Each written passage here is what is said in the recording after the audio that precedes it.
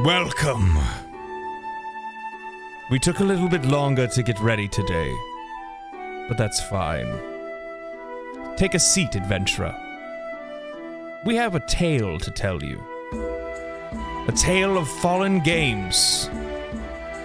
A tale of games high rising. A tale of games we are playing. And probably a few other things. I didn't really prepare for my intro today, but seeing as there's only about 150 people that actually ever watched this, nobody cares. So, sit back, crack a mead, and enjoy the show. Enjoy the show. I have to hit the button now.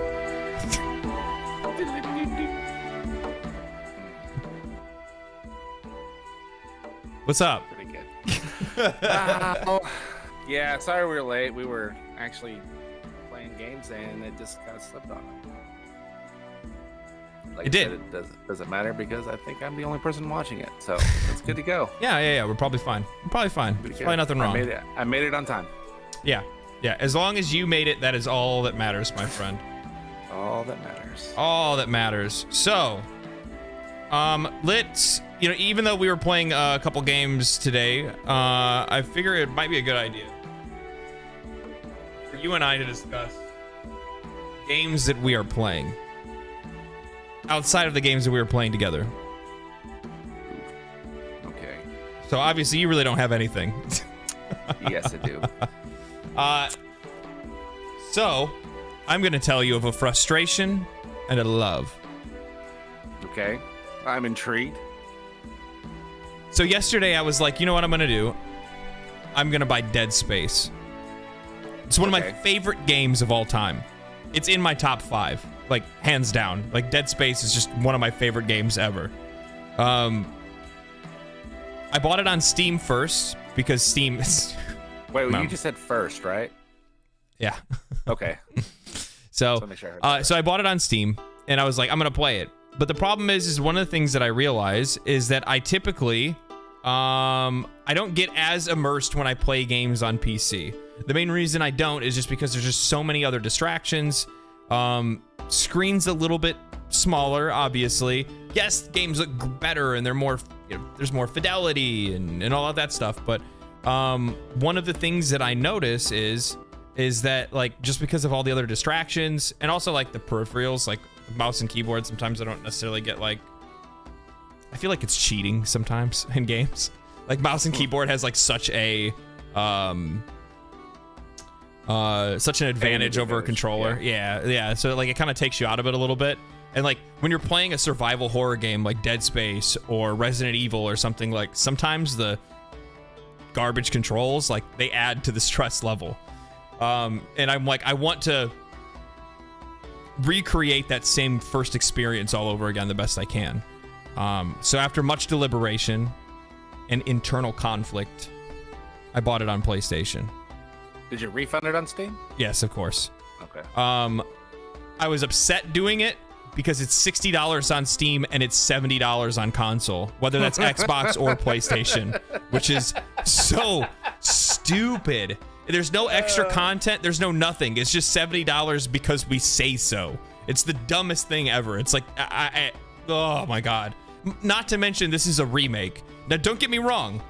This is the pinnacle of, this is what a remake should look like. Because it is fantastic. It is a pixel by pixel recreation of Dead Space from the ground up, and it looks fantastic. It plays smooth. There's no performance issues. The game just looks good and plays well, and it's just, they added more layers to the depravity that was Dead Space, and it's awesome. It's just great. I was playing it last night, and there's just so many things the game does right. So many things. I mean, I've watched gameplay of it, and it looks like super clean, It looks like they kept basically it should be like what is that? Step for step of the original, right? And it's just kind of reskinned to look nicer. Yeah. Did you ever play Dead Space? Yes. Okay. So it's not necessarily that Dead Space Remake has done anything like crazy different, right? It's just like they just made it look better. Mm-hmm. But like I forget, like Dead Space has the best sound design out of any game ever in existence. Ever. There is no contender. There's nobody that comes close. It is the best sound designed game ever. What's up, Tim? Welcome. Hey, what's up, Timmy? It's the best game. It's the best sound design in a game ever. The reason why I say that is because it's not just the sounds of the weapons or the sound of you crushing the skull of a necromorph. No, it's like it's the light scratching on metal in the background. It's every time you get into combat, slowly but surely in combat, they play a heartbeat sound. Even though your character's not losing health or anything like that. No, it's just to trigger your mind into believing that your heart is racing. And it works. It works every time. My hands are sweating. I'm gripping the controller tightly. By the way, I've played Dead Space so many times. I've unlocked all of the achievements for Dead Space that literally as I'm playing it, I'm calling out to Jackie next to me and I'm telling her, I'm like, oh, I'm going to get attacked by like a couple of I know what's coming. But because the sound design in the game is so good, it doesn't matter. I'm still freaked out. It's so good. Yeah, well, I'm probably gonna wait for it to go on sale, and I've got one comment to add to you. And we've been talking about $70 games for a hot minute, right? And I don't want to like boomer it and be like, Grandpa, get off my lawn. But this is kind of proof that it's not the publisher. Like everyone's kind of said, well, publishers are taking their games up to 70, so Microsoft and they've got to do it because the publishers want to. No, yeah, they're 100% bullshitting. That EA will sell that game on Steam for $10 cheaper than they'll sell it to you on console. Correct, and the reason being is because Xbox loves games being at 60 because you're less likely to want to buy a game at $60, which means you will buy Game Pass. PlayStation loves the idea of games being at 70 because they want the extra money. Yeah. So it's a win-win. They just agree with it automatically. Now, what Apex is saying in the chat, I did see the Digital Foundry said that the game does perform a little bit better on Xbox Series S and X. However, I just felt like buying it on my PlayStation. And to be honest, when you're talking about a game that runs the speed, like the fidelity speed of something like Dead Space, this is not a fast-paced first-person shooter where frame rate is like something that you really need to look out for. Honestly, you could probably play this game. You're not running and sliding around corners? No. So a game like this, even at 30 frames, well, I think I'm playing it at 4K, is going to look fantastic. You know what I mean? So, like, I get where people, like, here's the funny thing is that, like, people console war a lot, and this is the one thing that you'll find on this channel is that we take no sides in that stuff, right? We do when it affects the games that come out on PC and whatnot, obviously. Yeah. But really, when it comes down to it, is that, like, when we're looking at, like 5 to 10, like, frame rate differential between a PlayStation and an Xbox game, you're literally, like, it's literally apples and oranges. You're just making a case to argue for no reason. Yeah, I mean, great. Well, yes, when it comes to like that, but I mean, when you have like a Skyrim-esque problem, you know what I mean, to where it runs completely straight booty versus it not running like straight booty, it's a difference. I don't know. I enjoy watching the console wars. I'm not gonna lie. I enjoy watching it on Twitter. I enjoy watching it on the internet. It's one of my pastimes, actually. As a non-participant, just a lurker. Well, it's the best because I mean I lean towards and I've said this before. I lean more towards Xbox in general when it comes to a console. But I really do I think PlayStation makes really good games. So I like it's so fun. Hey, remember what that guy said on Twitter? You and I we're just waiting on the edge of our seats for PlayStation games to come to, right. to PC. which is so funny. Let's talk about that for a second, because after he said that, you know, and I responded as I don't know, petty as I could without being like, completely just trashy. But I looked up, like, Uncharted's not doing well on Steam. The only two games that they put out that did well were God of War and Spider-Man, which are both really, really big titles, right? Yeah, Uncharted's not doing well. I think you can buy Days Gone for like $15 on Steam. And so and they're just not selling as well as this guy was trying to portray it out to be. Like, oh my God, I bought my PC so I could finally get some PlayStation titles. Thank you, Jesus. Yeah. That's why, like, for me, all PlayStation first party games are all generally single player games. I can literally wait the 2, 3, 4, 5 years to get it. It doesn't bother me at all. Yep. So, and to respond to Apex in chat right now, like I get where you're coming from. You want to make sure you're getting your money's worth. Yep. But like, as somebody that plays the majority of their games on PC, when I'm looking at games that they're talking about whether or not they can hit like 60 FPS, when most of the games I play on PC are at 160 FPS. I don't even notice the differences between like 30 and 60. I'll be honest with you, especially when you're playing on a console. But to your point, you're talking about get your money's worth. That goes hand in hand with, well, how about I just buy it on Steam for $60? Yeah. Rather than, like, that's obviously the money's, because like you're gonna get the best top tier performance out of playing it on PC than you would playing it on console. You're paying $10 extra for literally nothing. Yeah. Nothing. It's a console tax. Actually, the funny thing is that I was in Asmund Gold's chat the other day, and I commented about it, and he commented back, and he was just like, he called it he called it a stupid tax. he said console players deserve it. That's kind of fucked up. It is. It is. No, I mean, and it, like I said, like it, even like I pre-ordered Hogwarts. It is a $60 game on Steam. You know, why is it $70 on See, you know what the funny thing is? $70 on PlayStation. So here's the funny thing is that same thing now. I'm not going to be buying Hogwarts on PlayStation. I was initially, because I was like, well, I'll just wait and I'll buy Hogwarts on PlayStation. It has extra content. I'll play it on there. Plus, on top of that, I also have a really good feeling that Hogwarts is probably going to perform better on the PlayStation than it will the Xbox. Mostly because Sony has been the one that's been advertising Hogwarts since day one. Commercial. Yeah, commercials for it. All the commercials I ever see is for Hogwarts on PlayStation. I never see anything saying, hey, this is going to be on Xbox. But that's also Xbox's genius marketing crew, too. I mean... Oh, just not market at all? Just not marketed at all. Yeah. Like I said, their model is Game Pass. They want to bring you into Game Pass. That's it. That's why every commercial you'll see is for Game Pass. When Starfield finally drops, even Redfall, you're not going to hear how many copies it sold like you would on a PlayStation, right? PlayStation's going to tell you, oh, it sold this many million copies within its first month, right? Game Pass and Microsoft are going to tell you how many subscriptions they have and how many hours were played of the game. That's what they're going to tell you. You're not going to hear, oh, it sold this many million copies, because the game's already paid for. They make $5 billion a year off Game Pass at 25 million subs, which I know they're probably well over that by now. So, yeah. So anyway, to go back to my Dead Space story. Sorry.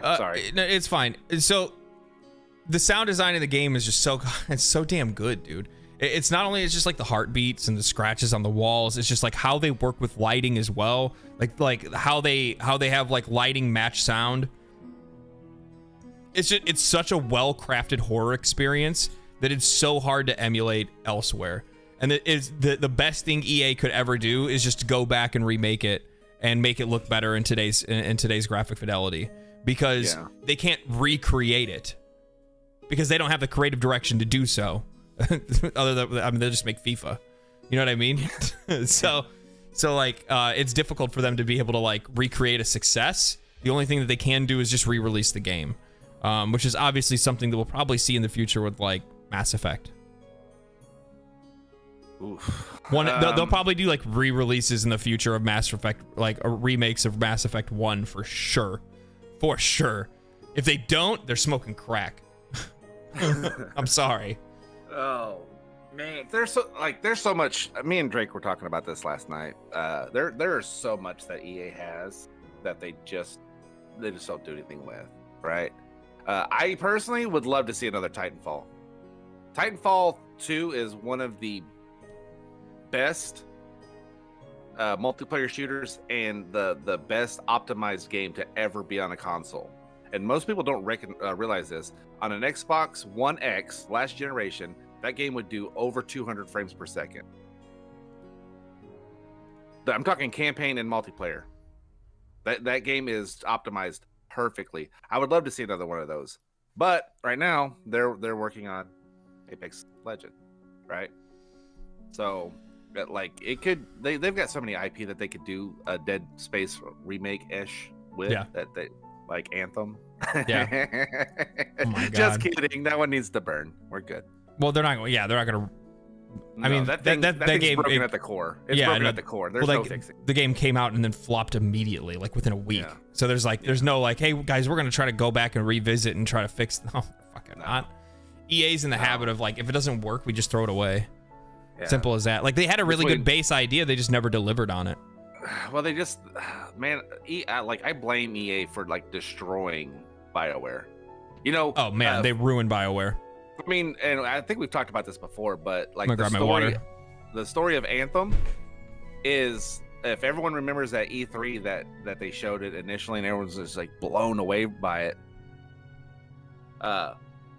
All the people who are working on that game found out what the game was at that E3, and then they were told they have 18 months to make it.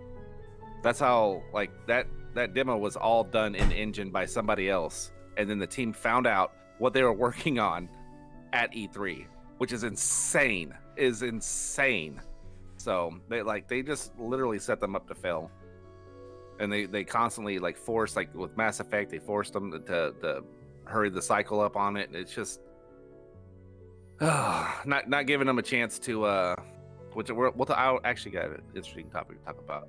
You should give these people a chance to make the game. The problem is with console cycles, if it's taking 6 to 7 years to make a solid game, you're going to literally make one game for that generation before the next generation comes through.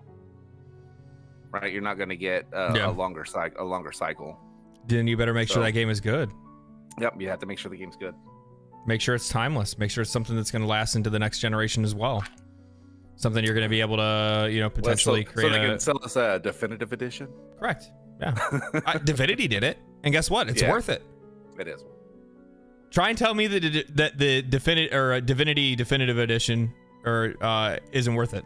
No, it is 100% worth it. 100% worth it. Yeah. So you make a game that's good enough. You make a game that that's timeless. That's something people are always going to want to play and always come back to. And that's what matters. I don't think people put a lot of stress on when games release. Oh man, it's going to take them 8 years to make this game. Okay, that's fine. Just make sure it's a good game. If it's a good game and it's an original idea, or it actually pays homage to the game that it's preceding, typically if it's a 1 or 2 or a third in a series, then you're fine. You know what I mean? Yeah. Starfield, they've had it in development for almost 8 years. Yeah. It's going to be a game we're going to play. How long have people been playing Skyrim?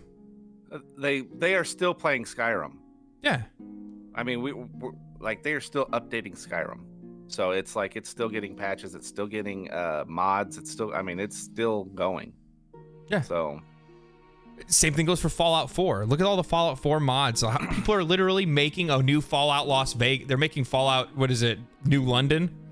The mod New creators London. are making that. That's because Bethesda's always made sure to work on games that are timeless. Games that are always going to be able to continue to be made and worked on and improved and build a community around of people that are going to constantly want to play that game. As long as you focus on making that what your top priority is for a game, then it doesn't matter how long it takes for that game to be developed, or whether it gets delayed or misses its release windows or anything like that. The only thing that you're hurting right there is just players' needs. And let's be honest, we're fucking whiny bitches. So Like, yeah, don't. Yes, I mean, on one aspect, here's where I'll stir the console war pot a little bit. I think Sony has done a far better job of supporting their gamers with games versus Microsoft. I mean, we've got third parties on both, so you have to take third party out of the equation. I'm just talking about first party studios. Yeah. They've done a very good job. And then like with the interview with Phil Spencer with IGN after the developer direct, he even says he knows that the Xbox gamers are tired of hearing, oh, next year. He knows that patience is starting to run thin. And I would accredit a lot of HIFI Rush's success due to the fact that it's been so dry for Xbox gamers in general. Yeah, you know what? Like, maybe we should talk about HIFI Rush a little bit. Okay. So I have some mixed feelings on HIFI Rush. I really like it. I actually like it. I'm not gonna say like I don't like it or anything like that. However, like that's true. Apex, that is true. They did it. It's not as impressive as people are making it out to be. No, because it's been so long since Xbox has actually had an exclusive title that was worth a shit. Yeah, that's the only reason. That's the reason why Xbox gamers are like, yeah, suck on it, fucking Sony. Yeah, this is honestly, if you want to be like a true on the fence, console war journalist like myself, this is Xbox version of Stray. Is what the fuck this is. Like, Stray came out at the right time when there were no games, and it was you get it right there, and so it's a great game. It's not a great game. It's a 6-hour game. It's not a great game. It's a cat game. Well, hold on. That's way too much of a generalist. You're like, it's not a good game because it's 6 hours. No. That's literally what you just said.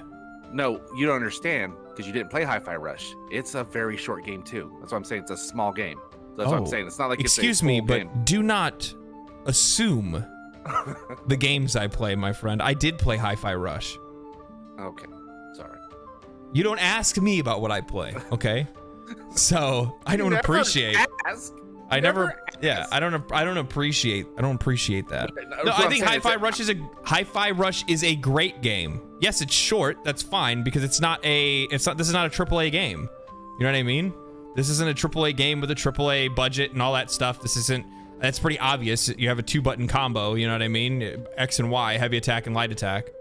I guess it's not really different from Elden Ring though. It's the same kind of thing. Heavy attack, light attack. But anyway, no, I think it's good. The only thing that it's just it's creative, it's new, it's fresh, it's a different take on a genre. I think there's a lot of really good things that go right with it. It's just like when I was expecting more from it when I saw all the hype and excitement, right? And I was just like, oh, okay, it's gonna be fire. And I sat down and played it, and I was just like, this is just like a good game. Like it's not like oh man, I'm blown away. But it is a breath of fresh air. So and I'm happy for Xbox players to actually have something to play. Yeah, that's not. I'm not down talking how good the game is or not, but I'm just saying it's come out at a time. And luckily the game came out good. It came out at a time when they absolutely needed something to come out. You know what I mean? For sure. So that's what I was trying to get to. Is that's where a lot of the hype for it is coming. Not just because it's a good game, but because it's just been so dry. It's been so long. So yeah, you know what the funny thing is I'm such a huge fan of cell shaded art. And obviously they went with an anime aesthetic in this game as well. Mm-hmm. But yeah. I'll tell you where they messed up with HIFI Rush, okay? Is that they Americanized it. They Americanized anime. If you looked at this is Bethesda's Japanese studio, right? Yeah, it is. So it's like they let Japan do their Japanning thing and make a really cool, fun, well animated, beautiful game, right? And then they brought it here, and then they Americanized the story and dialogue. So then it's just the humor that I know that is in this game, it doesn't hit because they're trying to Americanize Japanese humor, and it's really odd. You see it with the first boss, Wrecker, was it her name? Right? You see with the first boss with her, because it's like she's like trying to be like this like over the top wrestler. You know, you're ruining my perfect record and all that stuff. And then she's like really like punny, because Americans like want to like they take cartoon. They look at this and they're like, oh, cartoon game. Let's make it punny. The kids will like it being punny. Like, it's just, dude, no, like, stop. I enjoyed the game, to be honest with you. I really did. I'm not saying I didn't enjoy it. I'm saying it's good. No, I didn't say you didn't. I'm just saying that I did. That's all I'm saying. It was directed by the only white guy at Tango. Yeah, no joke. It's so funny, dude. Like, God, this is so weird. I find it cringy when I see like American people, and especially like there's even a show. It's Tokyo Detective. I think it's on HBO. But like when they speak Japanese, I don't know, something, it doesn't feel right to me. It just like, it kind of rolls weird on me. I don't know why. When like the Americans speak Japanese? Yes, yeah. That's also like when the Japanese that don't know English speak English. Yes. Like Janglish, when you hear it in like anime, they do it a lot in anime. Where it's just like, shank you, and you're like, what? Why didn't you just say arigato? Like, what the fuck, dude? They'll throw like American words in there for like no reason whatsoever, and it's like the most odd thing. So I'm like, if you guys haven't like been big listeners of the podcast in the past, or if you guys have always just kind of watched it, watched the VOD or something like that, like I'm a massive anime nerd. So like this is like one of the things that I get into, but like the US has always tried to do this like this light foot approach to anime, right? Because they see that it's popular. It's pretty obvious that it's popular, right? And it's growing in popularity. It's growing in popularity rapidly, especially here in the West. And you'll have a lot of American studios, Western studios, that try to emulate it, and they just do such a terrible job. The only one that I would say that has done well is maybe like, I like the Witcher animated series, and then I liked I can't remember if Castlevania was made in the West or if it was made in Japan. I think it's video. Is it? Yeah, I think it's. That would explain a lot. Yeah, it's really good. But either way, they nail the voice acting. Yeah, they do. Right? Yeah. Normally the English speaking voiceovers aren't very good. But Japanese far superior. Japanese are the goats when it comes to voice acting. They are the goats. Far superior. So I like Hi-Fi Rush. I love the style. I love the color. I love the flash. I love the tunes. Little 9-inch nails and some other stuff that they got there in there. Yeah, they got all kinds of good stuff. More than anything, though, I love the art style. Yes. Like I like the cool stuff, like when he's just standing there and he's like snapping and it pulls up snap over his fingers, while he's doing all this stuff. It's like the whole, it gave me that Jet Set Radio vibe to it. Yeah. A lot, and I really enjoy it. I think that like one of the things that I enjoyed the most about it is just to be like, I'm just a huge cell shaded fan, dude. Like I want more games that are cell shaded because they hold longer. You know what I mean? Like they hold up longer. Like a game like this, they age better. Yeah. A game like this is gonna still look great on the next series of consoles. Yeah. You know what I mean? Like the lines are really, really clean. Just in general, like the art direction is just super clean. So it's I want to see more games like this. I want to see more games take this like creative direction. I know it doesn't have to be in everything, but like I would love to see a battle royale or first person shooter that's animated like this. Like Fortnite? Something that's not Fortnite. Yeah. Well, the which is weird is when Fortnite characters, when they buy the skins that are cel shaded, it really stands out against what Fortnite aesthetic is. Yeah. And they look stunning. Like it looks stunning. Like it would be a really cool world. So, looking at other things. Chai was pretty cool, Apex. I wasn't disappointed with him. Yeah, he was a pretty cool character. I didn't really care for the chick with the cat, but you know what? Speaking of I just hate cats. No. Speaking of likable characters, right? Because like he is a really Chai, right? Chai, yeah. he is a really likable protagonist, right? He's just fun-loving dude. Like, let's go and get it. Like, oh, I guess I have powers now. I'm just gonna get out of here. You know what I mean? Yeah, I'm awesome. Watch me hit this thing. Yeah. Yeah, I'm gonna be a rock star. Do you even play guitar? Yeah. No, but I'm going to. So, speaking of likable characters, let's talk about the most likable character right now in gaming. Frey, the main character of Forspoken. Ooh. I don't have a whole. I really don't. To be honest with you, I don't have a whole lot of opinions on this game. I'm just gonna say that, like, you know, if you guys watch the podcast regularly, I have these insanely good, like, future reading level ability of knowing when a game is going to be good and when a game is going to be bad. And if you rewind this podcast and you go back to, like, one of the first times we talked about Forspoken on this podcast, the first thing I said was, this game's going to fucking suck. It's going to suck. It's going to be terrible. And the reason why I said it's going to be terrible is because of the fact that the voice acting sounded like it was straight up ripped out of a CW show, like The Vampire Diaries or something like that. This game is like cringe level of like fan fiction from like Harry Potter.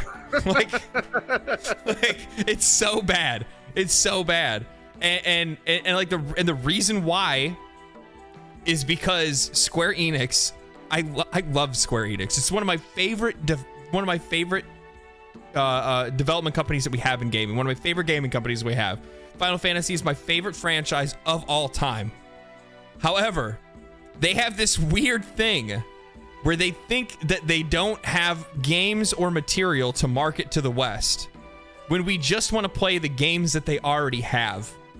So they feel like they need to go out of their way to make a game that speaks to Western audiences. They said that with Final Fantasy 16. They said that's what they wanted to do with Final Fantasy 16, which I was initially nervous about until Yoshida was the one that was announced as the director for the game. And then I was like, okay, well, this is going to be fine.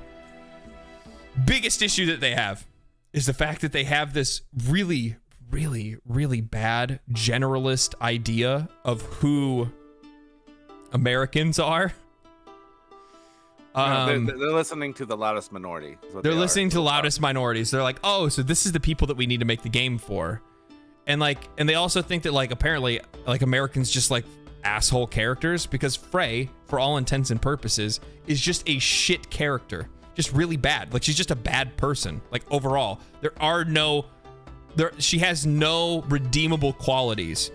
Like, she's an anti-hero that's just all anti, no hero. All the time. Always turned on to like level 10. And this game is actually, it's pretty like console wars. Keep going back to it. It's pretty diversive because you've got people on Twitter like Mr. Jaffe that has insane outtakes on stuff anyway. But there's a movement of if you automatically don't like this game because of what you've seen from it, you don't like women of color. If you don't, I mean, it's gone that far. It's that bad. And so I'm just like, no. I've been playing games for well over 35 years. I'm 43, right? I've been playing for a long time. I can look at a video game and be like, yeah, it's gonna be pretty bad. That doesn't look like something I'd like. Not because, CW. Let's call it CW from now on. Because it's CW. Yeah. You know what I mean? Like, it makes no sense. It makes no sense. Yeah. PlayStation guys were screaming that this game was going to be the next coming of Christ, and screw all you Xbox guys because you don't get to play it. Well, the problem and now they're saying it's not a PlayStation game. So the problem is that at the beginning of this, the PlayStation folks, the only people that were criticizing Forspoken before it came out were Xbox people, because it wasn't coming to their console, so they're going to give it as much shit as they can, and they went for the low-hanging fruit. The problem is that they weren't listening to in-the-middle voices like ours, right? That are like, hey, this is probably going to be bad, because if the story writing is this bad, and they're also already having issues with the fidelity of the game. It's not boding well. And we saw what most times. We saw how they put the demo out. I'm sorry, but if you would see how if the demo came out and you saw the demo was so badly received across the board, why wouldn't you go, you know what, guys, we're gonna put the brakes on this for a minute. We're just gonna reconvene. You know what I mean? Like, let's see what we can fix before we throw this thing out. Which I guess they found nothing that was needed to be fixed. Apex has got a question for you. Yeah, what's up? He wants to know what studio is going to run 16. Apex. Funny you might ask that. I actually have 2 videos on this channel that tell you everything and anything that you need to know about Final Fantasy XVI. I did 2 deep dives, really, really good videos. I'm patting myself on the back for these. Oh yeah, I did a lot of research and put a lot of work into it. But I would definitely go and watch those, after the pod. But just to answer that question now, they're being developed by Creative Business Unit 3, which is the same people that made Final Fantasy XIV, the MMO that's currently the most played MMO out right now. It's the most played MMO across the board. Has the most subscribers and the guy who did the guy they got to do the combat in the game is the same guy who did the Devil May Cry combat. Yeah, so he was one of the directors for combat in Devil May Cry 5. 4? 5. Yeah. And then they also got the dude from like Dragon's Dogma to come work on the game. They got like a handful of just like absolute like JRPG goats to like roll through to help put this game together. This is going to be a massive difference between Forspoken and Final Fantasy. We're talking about Square Enix's best story writers are working on Final Fantasy 16, including the guy that started Final Fantasy at the very beginning. He is also working with them, helping them make the game. Like I said, we got the guys from Dragon's Dogma working on it, so the side questing and monster design is going to be insane. The combat guy from Devil May Cry, so combat's going to be fire. And then you have literally Square Enix's best producer and studio working on this game. So this is not like I wonder how well this one's going to do. You have to keep in mind that Forspoken was made by they're also not using the Luminous engine that Forspoken used either. So it's a different Yes, that's a difference. Yeah, that's the other difference too. Final Fantasy 16 is not using the Luminous engine, which is what Forspoken was made in. It's also what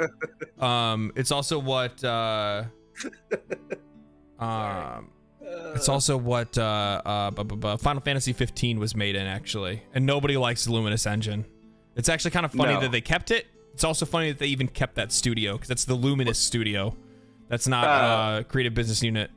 They used to be Creative Business Unit 2, but now they're just called Luminous Studios.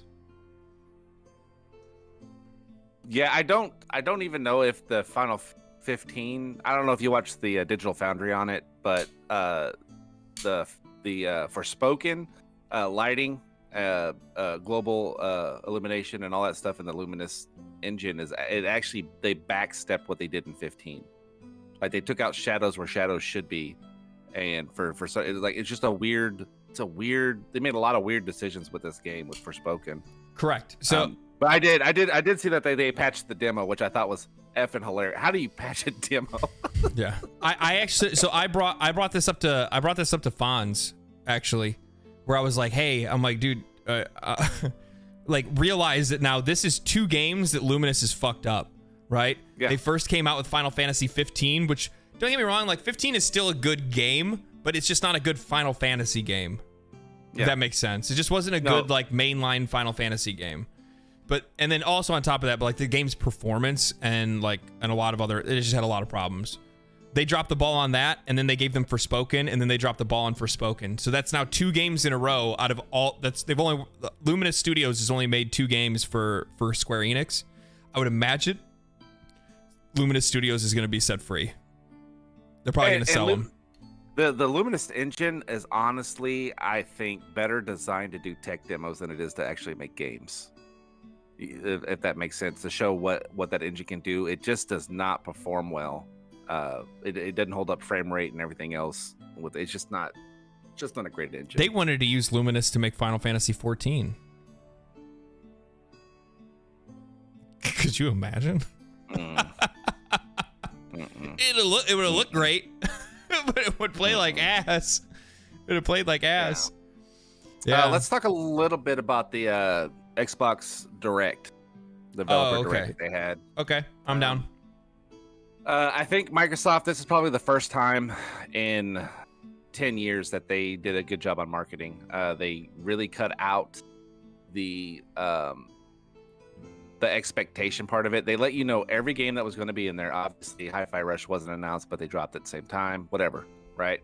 But they let you know everything that they were going to talk about. That way, they could, from their side of the table, manage expectation. You weren't going to be like, oh, are we going to hear about Starfield? Oh, are we going to hear about Fable? Or, oh, blah, blah, blah.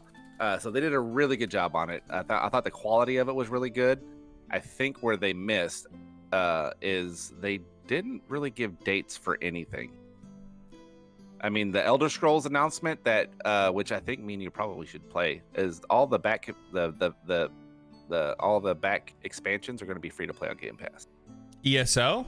Yeah, ESO. We played that together, didn't we? Initially. We initially started, but they had like a lot of poor quality of life choices to where like you couldn't see your people on your team. You know what I mean? It wasn't great. Bolog Ball is coming for your butthole vestige. That's all I remember. Yeah. All I remember is the spirit dude always following you around, like, vestige, you're the only one that can stop Bolog Ball. But and for me, this was I think their coming out party for Redfall. Basically, the whole thing led up for Redfall. I mean, they showed a lot of Forza, which Forza's Forza. It's just prettier every iteration, right? A little shinier, surfaces look better. This version, I mean, we've talked about that. The more that we had saw Redfall, the less we'd wanted to play it, right? But this, the gameplay that they showed, it actually looks like it might be kind of fun. It might be kind of fun to play. I just don't understand what kind of game it is. I think that's the problem. Every time I watch a video from him, like, is this like a looter shooter? Is this it's an open world looter shooter is what it is. It's an open world looter shooter with elements of Far Cry where you've got to clear areas, reclaim areas. So kind of like Ghost Recon. Because initially when I first watched it, I was like, okay, is this like Left 4 Dead? And then I watched it again. I'm like, wait, this is the looter shooter? Like, I'm like, what is this game?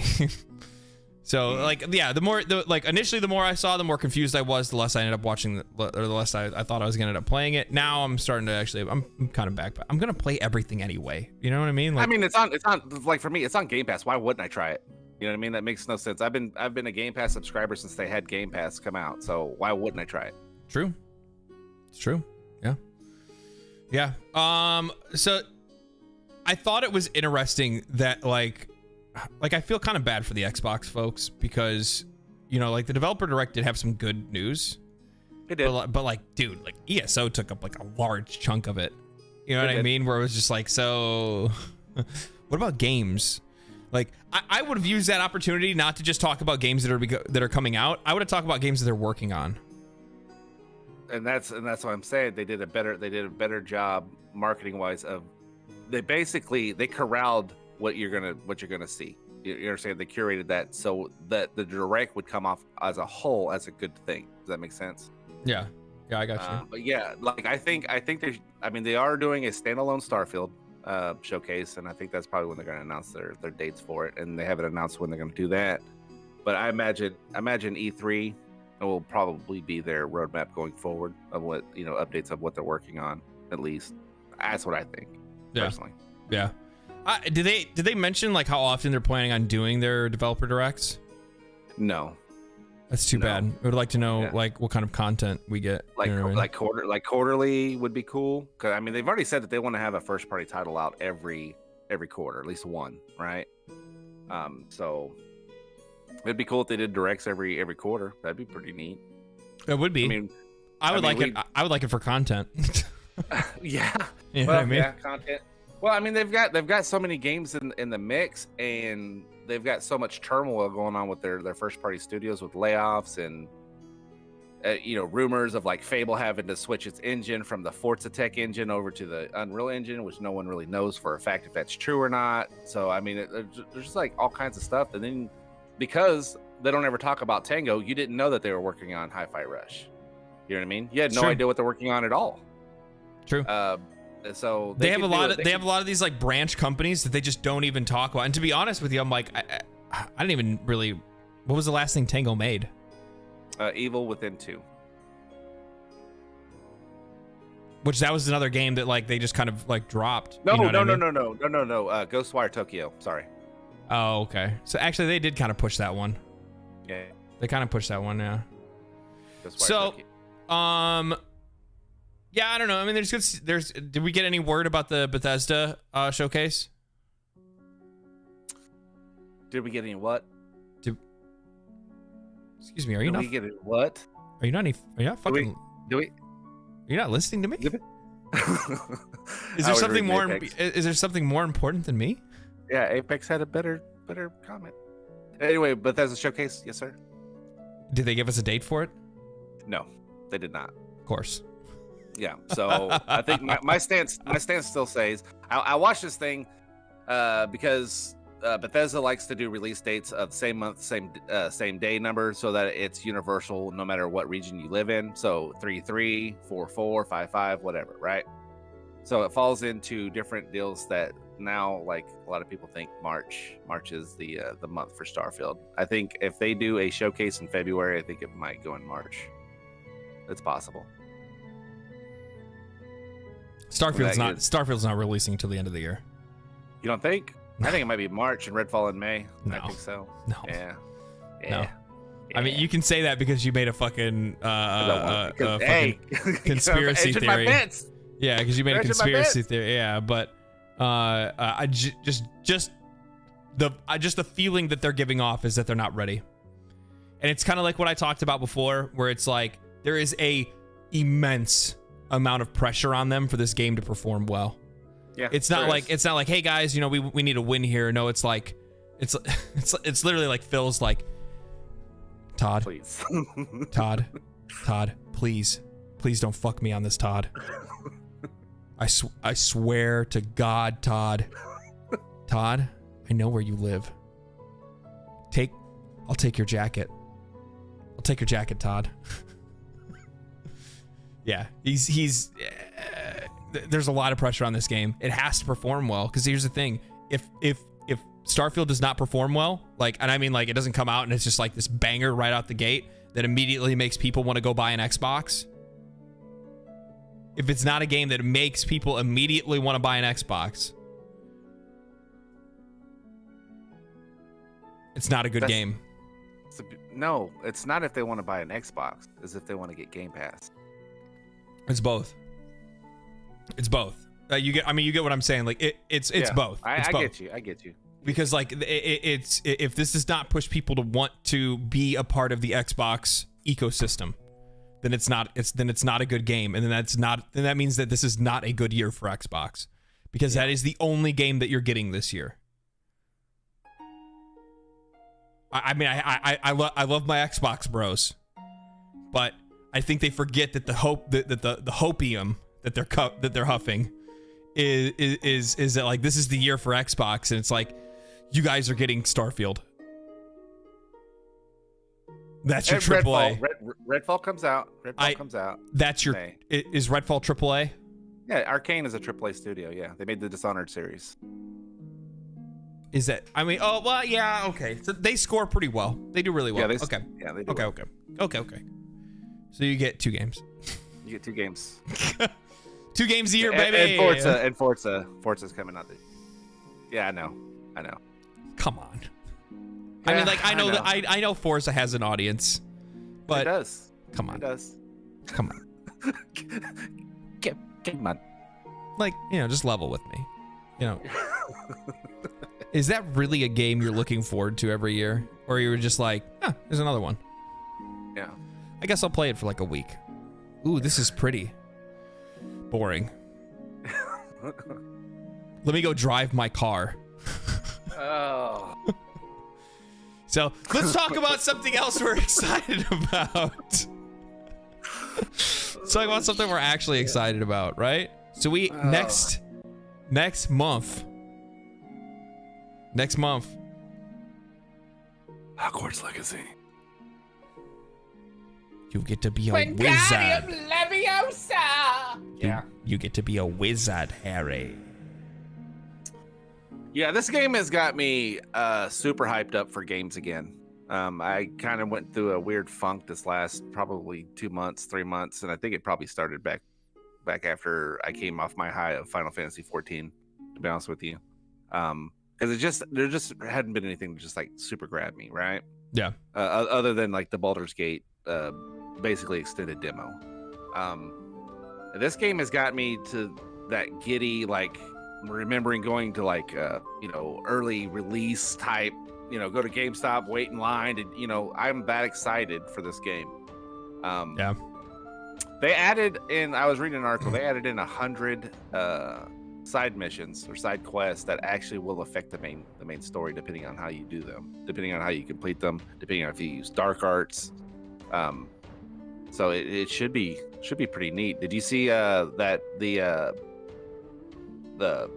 NPCs in the school itself will actually in their chatter will talk about the events that you're doing?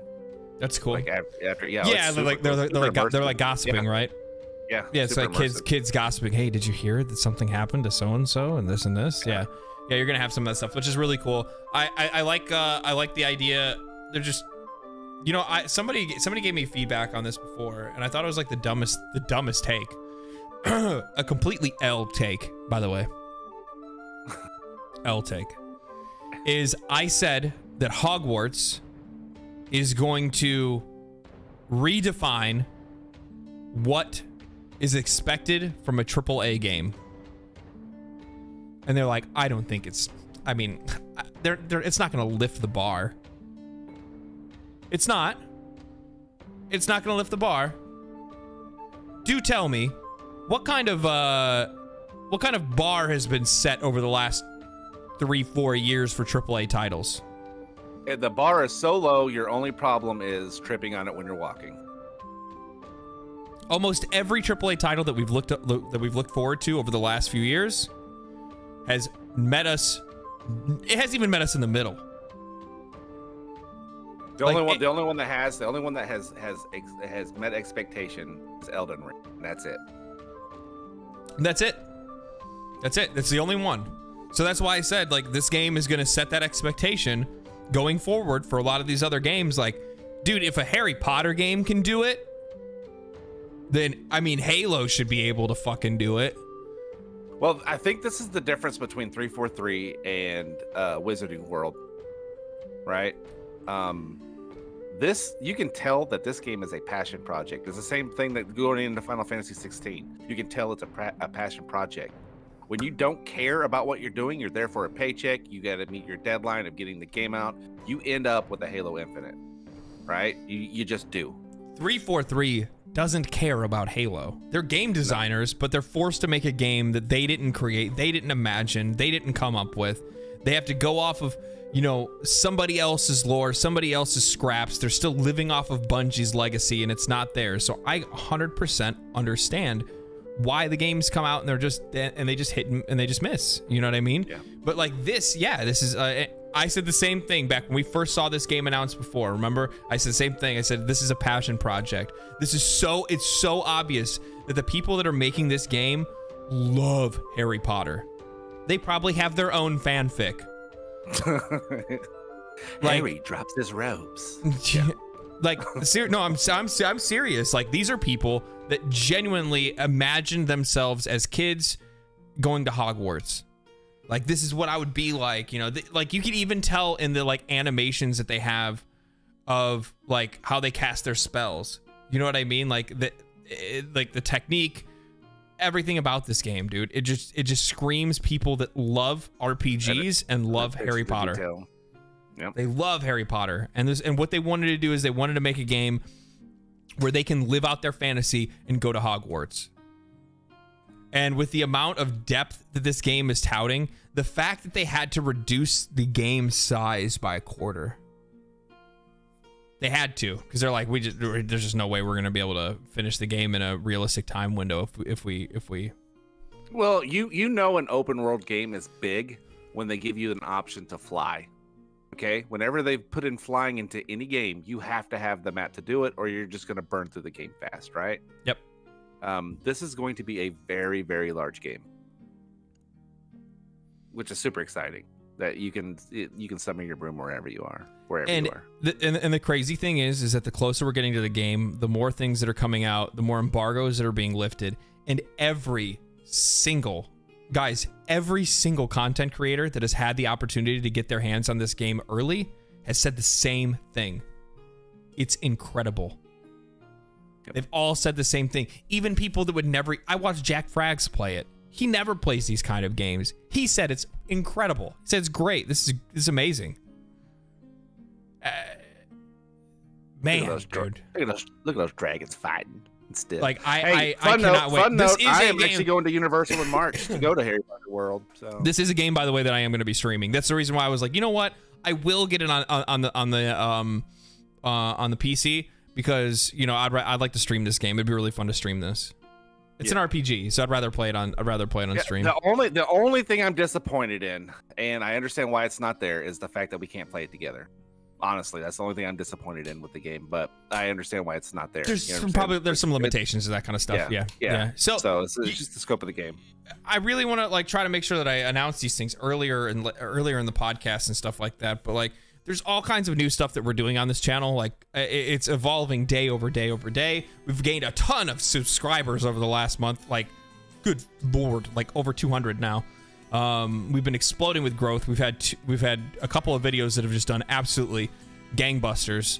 But there's more and more content that we're going to be growing with, and one of the things that I'm going to I need to nail down, and I gotta stay honest about it. I gotta get on streaming, and I gotta make sure that I'm streaming weekly. I need to stream twice a week, and I keep saying that. I've already said this in one podcast, but I gotta say it again. I'm gonna start streaming every Friday. And I'm going to start streaming I'm going to probably start streaming every Tuesday as well, or Monday. I'll probably stream tomorrow after work. I don't know what I'm going to play. Something. Just whatever. Maybe Terraria. I don't know. Just whatever. Hades. Hades. I can play Hades. Yeah. I can start a new Hades file now that I have a good feel for the game and kind of figured out, what I'm supposed to be doing. I wasted a lot of early materials and stuff like that, so it doesn't bum me out or anything. I'm not very far, so it'd be kind of good to start a fresh run of Hades on stream or something like that. Just that, and it's an easy game to chat with people with while I'm playing it. Yeah. But this is a game that once it's out, what's the release date for Hogwarts? 10th. It's the 10th. Yep. Okay, so then I'll have a streaming schedule that's going to start on the 10th. That will include this game every stream, and chances are I'm gonna be super into this game. So it's a no talking stream. It's just watching him be sweaty nerd. I won't even. It's gonna be like one of those Warzone bros, just like a.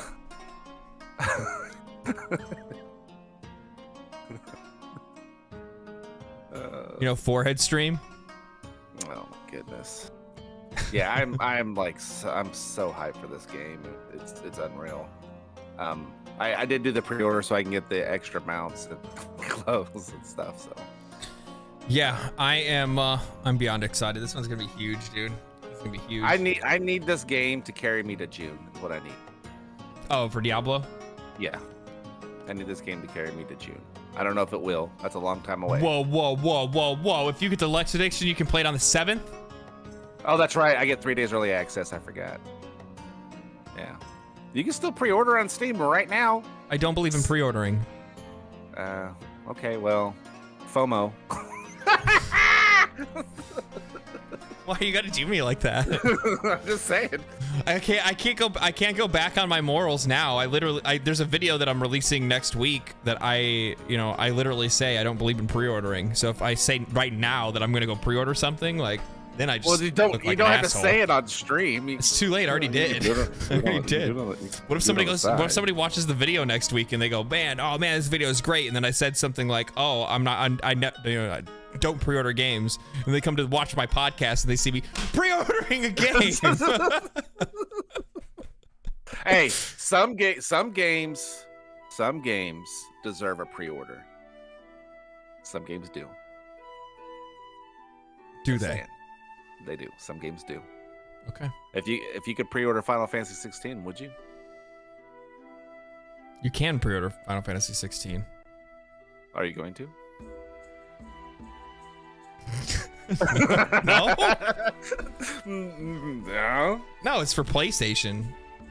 Yeah, it's true. What am I supposed? I just don't. I don't see the point. I finally saw one of those in the wild. By the way, I went to the Walmart, and I was doing stuff, and they had them. They had them for sale, and then I actually saw one. That thing is huge. Like, where in their right mind really like, you know what? This is probably the right size for a console. Is this fucking big? It is a big ass console. Oh, the PlayStation? Yes, it is a huge console. That thing is massive. It's pretty big. That thing is like, wow. I have to hide it. I have to hide it behind my TV. I need to buy a wall mount for my TV, actually. I'm having these issues right now where, like, I'm trying to play games and my cat wants attention, so he thinks it's a really good idea to try to jump on top of my flat screen TV. Because he's like, "Oh, I see you're looking at this. Well, let me just, like, stretch on it. Yeah, let me just stretch on this." And then he's like, "Let me try and climb it." And it's like, "No, you can't climb it. Stop." I love cats. Yeah. Yes. Oh. So, yeah. Go ahead. Yeah. So the direct I thought was a good show. It was good. It was produced well. It was disappointing they didn't have actual release dates. They kind of did like, later or a month. So it's kind of is what it is. But I mean, we'll see what's going forward. Like I said, everyone was expecting them to at least announce when the Starfield showcase would be. The fact that they haven't announced when the Starfield showcase would be, either A, they're scared. Like, Sony has a tenacity of putting out like shit to steal thunder from Microsoft. They do that quite a bit. Okay. If they early release stuff, when they're gonna do stuff, they'll like, well, we're running one the day before. God. But I think they should have said something about like when they're gonna have the showcase at least, so some of these people can calm down, get some sleep. Get some sleep. So next week I have a video coming out on Diablo 4.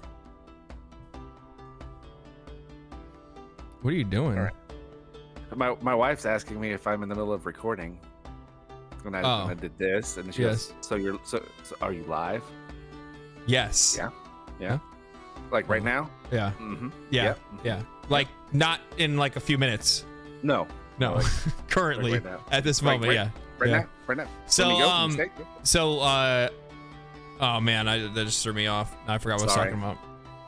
Sorry. Do you know what I was talking about? I couldn't hear you. I was listening to my wife ask me if we were live. There you go.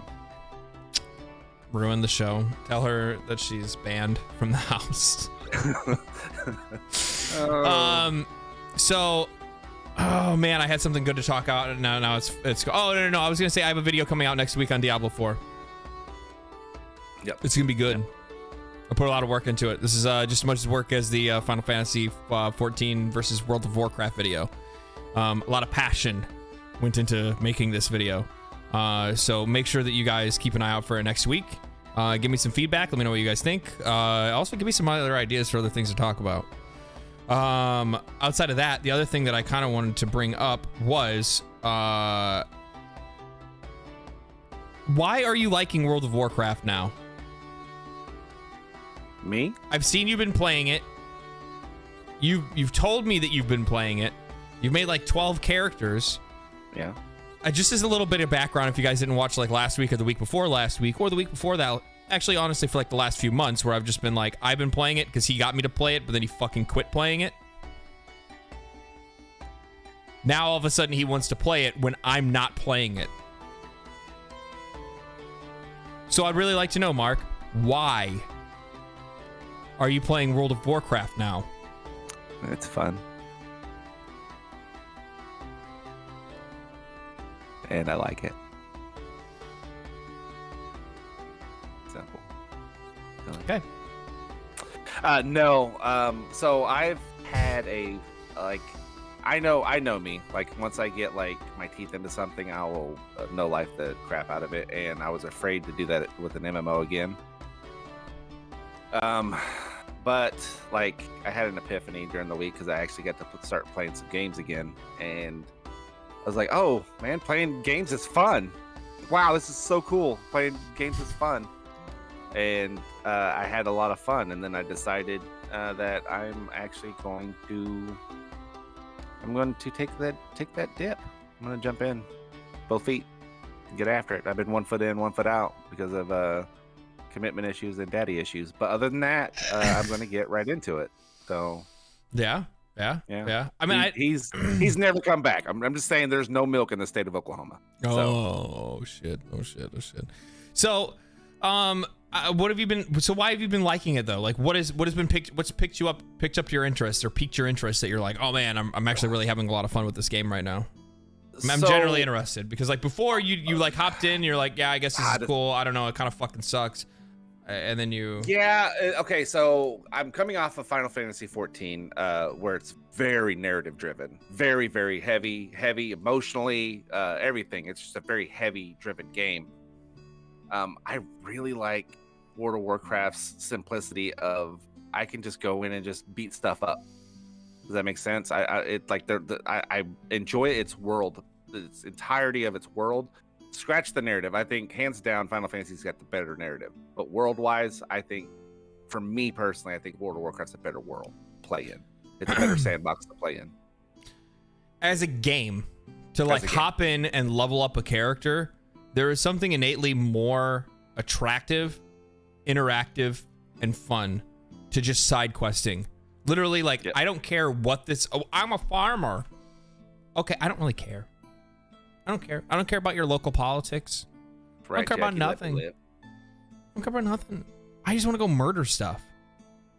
And there's something that's fun. That's fun. It's fun to just go beat a bunch of stuff up and practice your rotation. Yep. Where like you don't really get a whole lot of that when you play a really super narratively driven game like Final Fantasy. And the funny thing is that one of the things that was actually brought up in the comments of that video is that somebody was like, "Oh yeah, Final Fantasy, the game that forces you to play over 100 hours of story content just to get to the end game." And it's true. There is no other option for a new player if they are not say you don't like the story and you don't want to experience the story of Final Fantasy XIV. You just want to do the gameplay stuff. You don't have the option unless you pay for it. Unless you buy unless you pay to skip the story. That I actually do have a problem with. There is something. Whole purpose of that game. It does. What does? The skipping in Final Fantasy defeats the whole purpose of playing that game. No, it doesn't. I think you're fine. If you were somebody that genuinely does not care about story, are you saying that then Final Fantasy is just not the game for you? Well, it's the same. No, it's the same thing of like Final Fantasy. Well, they're both kind of the same thing. It's like when you level skip like that and you get all those skills, you just don't know how to play that character unless now you're watching guides for 600 hours instead of narrative for 600 hours. I don't disagree with that. Like you learn your character better if you take it slower. Yeah. However, you're missing what I'm saying here. Okay. I'm saying story skips, not level skips. Oh, okay. Sorry. Because you can still level in dungeons. You can still level in House of the Dead, right? There's other places you can level through fates. There's ways you can level your character. However, you can't move forward unless you unlock the story. You can't unlock the dungeons. You can't unlock the trials. You can't unlock anything unless you buy that story skip. So like you can level outside of it. However, there's so much content that's locked that you would use for leveling that you can't use otherwise but you have to pay for a story skip to be able to skip the story. I don't think that's fair. I think that there should be ways for players to be able to level up their characters and get all the way through without having to complete the campaign. I think that just makes the game that much more accessible to other players. There's a lot of players that come from World of Warcraft that are genuinely turned off by having to play an entire story to be able to get to the end game. They like. And to that guy's point, he said 600 hours, which he's right. It's a lot of games. It's a lot. It's a lot. I saw there's 6 hours of cutscenes for Endwalker. Over 6 hours of cutscenes. It's a lot. It's a lot of story. It's a lot of story. So there's that. That's why there's something a little bit more like World of Warcraft does make itself a little bit more accessible in the fact. However, the problem is with WoW is that yes, you can level those characters up through kind of like, you know, smooth brain methods. However, you level up too damn fast. You know what I mean? Level up quick. You level up. I mean, but then there's a bunch of World of Warcraft players that are going to be like, "You're stupid. Well, how dare you say it's too fast? It needs to be fast. I want to be able to level all my characters super fast." I think that there should be a slow route and a fast route. I'm just a middle of the road guy, man. I think everybody should be happy. I think there should be an option for everybody for every game, just about. You know what I mean? That's what accessibility is all about. It's making the game more accessible to players, not excluding a group. To the best of your ability. You can't not exclude somebody. You're going to at the end of the day, no matter what, because your game is just creatively and mechanically different than what their taste might be, right? Yeah, but preference, yes. Right, but you can widen that gap, or you can you can skinny that gap a little bit and try to create something a little bit better for everybody. Well, you can do that by just adding different activities. Like I think I was watching Asman today, and he was making the argument for World of Warcraft that it's 3 to 4 different games. Now he doesn't feel like doing he was raiding and they kept hitting their head against the wall. He just got tired of that. Like I'm just done doing that. He wasn't done playing World of Warcraft. He just went and did something else. Yeah. You know what I mean? Like mount farming or whatever else you wanted to do. So something fun, yeah. Or something you just turn his brain off and talk to chat. Yep. Yeah. So, well, I mean, I'm glad you're liking it. It's exciting because we actually will have something to play until Diablo comes out, basically. Yeah, for sure. We just have to get you into endgame mode. I don't know whether or not you're actually going to want to do that with your evoker, or if you're feeling like you want to do it with something you can learn. Like I don't know. I mean, I don't know. Like I said, I'm gonna keep the evoker to do it anyway, and then just start leveling up other jobs on the side and see which ones I like the most, and then continue forward with those. So okay. So that's why I made so many characters, because I want to try them all out. Like I literally want to try them all out. Yeah, and see what best suits you. I highly suggest you doing that rather than looking at tier lists. Yeah. I don't care. Like that's one thing that I understand that the in-game part of it's how much damage I'm doing per second. It's all that stuff. I just want to have fun. You know what I mean? Like what do I have fun doing, and I can still feel like I'm helping, you know what I mean? Or I'm still being a part of the deal. So yeah, that's just craziness. It is. It's just craziness all over the place. Oh, but, like WoW raids? Yeah. Yes. Yeah, WoW raiding literally is just like chaos, but it's just bottled chaos. It's freaking. Yeah, Drake made me watch the world first when they defeated the Mythic raid. And you have no idea what's going on. None. Like they're speaking in German. I'm like, so I can't even understand what they're saying to do, and it's like 9, and then they all run over here, and I'm just like, what? I don't understand. You know, the funny thing is, it's the same way with the Final Fantasy one. I mean, I can understand what's going on with the Final Fantasy. They have the Race to World First right now for Final Fantasy as well. They just released the newest Ultimate raid, which is it's Omega Protocol. Oh, okay. You remember when we went into like there's the Stormblood raids, the Omega verse or whatever it was? Yeah. So it's the ultimate version of that, and it's pretty wild, but it actually looks a little easier. Pretty fun fights though. Yeah. There were also a lot of really complex fights, like a lot of big brain fights that you have in there. Yeah. But yeah, and no, I did that as a black mage. That was not fun. Yeah. I was about to say, I thought you were about to talk yourself up, and I was like, yeah, I'm gonna try that as a black mage now. No. I'm ready for them to give me the summoner treatment on black mage. Yeah, they're not gonna do that. That's Yoshi P's character. There's no way he does that. Just keep hitting the same button. No, he's not gonna neuter his own class. It's not gonna happen. Not gonna happen. You might as well just make a summoner.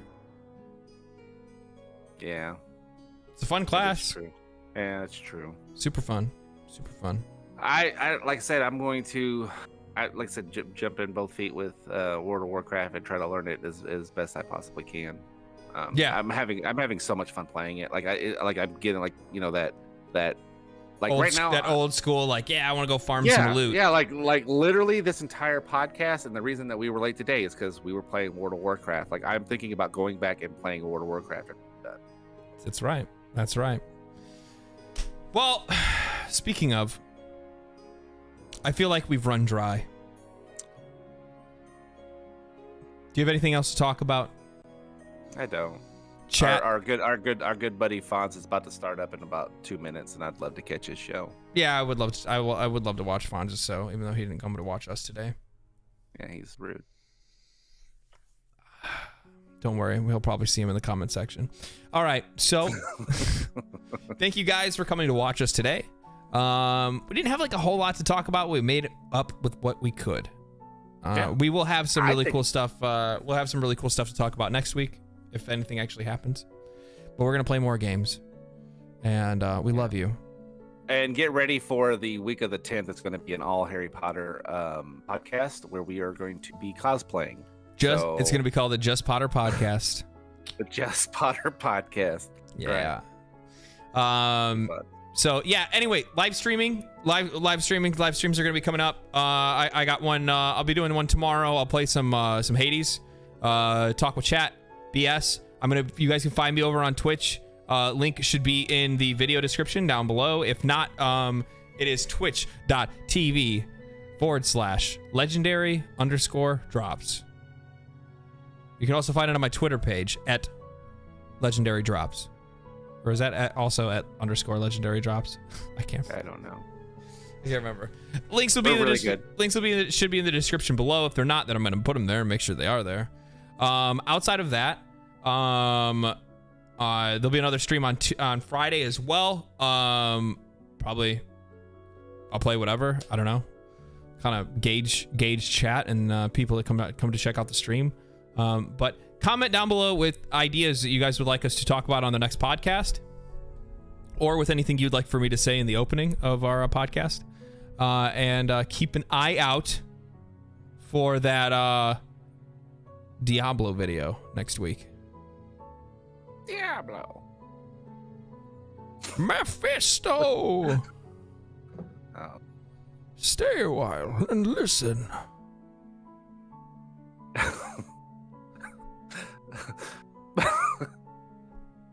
Belial. Lord of Lies. Belial, the Lord of Herpes. It's not real, I swear. Okay, so we love you guys. Have a great week. Yes. Enjoy the rest of your Sunday. Stay healthy, stay happy, and keep gaming.